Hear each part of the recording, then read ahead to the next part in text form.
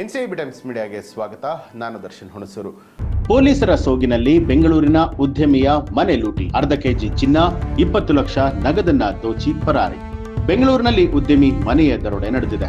Sub inspector ವೇಷದಲ್ಲಿ ಬಂದು 20 ಲಕ್ಷ ರೂಪಾಯಿ ನಗದು, ಅರ್ಧ ಕೆಜಿ ಚಿನ್ನಾಭರಣ ದೋಚಿ ಪರಾರಿಯಾಗಿರುವಂತದ್ದು ಬ್ಯಾಡರಳ್ಳಿ ಪೊಲೀಸ್ ಠಾಣಾ ವ್ಯಾಪ್ತಿಯಲ್ಲಿ ಘಟನೆ ನಡೆದಿದೆ. ದಂಪತಿಯ ಮೊಬೈಲ್ ಅನ್ನ ಕೂಡ ಅವರು ಕಿತ್ಕೊಂಡು ಹೋಗಿದ್ದಾರೆ ಅನ್ನುವಂಥದ್ದು ಗೊತ್ತಾಗಿದೆ. ಬಿಎಲ್ ಬಡಾವಣೆಯ ರಿಯಲ್ ಎಸ್ಟೇಟ್ ಉದ್ಯಮಿ 53 ವರ್ಷದ ಹೊಂಬಾಳೆಗೌಡ ಅವರ ಮನೆಯಲ್ಲಿ ದರೋಡೆ ನಡೆದಿದೆ. ಹೊಂಬಾಳೆಗೌಡ ಅವರ ಪತ್ನಿ ಮಂಗಳಮ್ಮ ಮತ್ತು 2.5 ವರ್ಷದ ಮೊಮ್ಮಗು ಜೊತೆಯಲ್ಲಿ ಮನೆಯಲ್ಲಿ ಇದ್ರು. ಮಧ್ಯಾಹ್ನ ಸಬ್ ಇನ್ಸ್ಪೆಕ್ಟರ್ ಯೂನಿಫಾರ್ಮ್ ಧರಿಸಿದಂತಹ ವ್ಯಕ್ತಿ ಮತ್ತೊಬ್ಬ ಪೊಲೀಸ್ ಪೇದೆ ತಿರಿಸಿನಲ್ಲಿ ಡೈರಿ ಹಿಡಿದು ಇಬ್ಬರು ಮನೆಯ ಒಳಗೆ ಬಂದಿದ್ರು. ಯಲಹಂಕ ಪೊಲೀಸ್ ಠಾಣೆಯಿಂದ ಬಂದಿದ್ದೇವೆ ಅಂತ ಹೇಳ್ತಾರೆ. ಬಂದ ಕೂಡಲೇ ಒಳಗಡೆಯಿಂದ ಡೋರ್ ಲಾಕ್ ಮಾಡ್ತಾರೆ.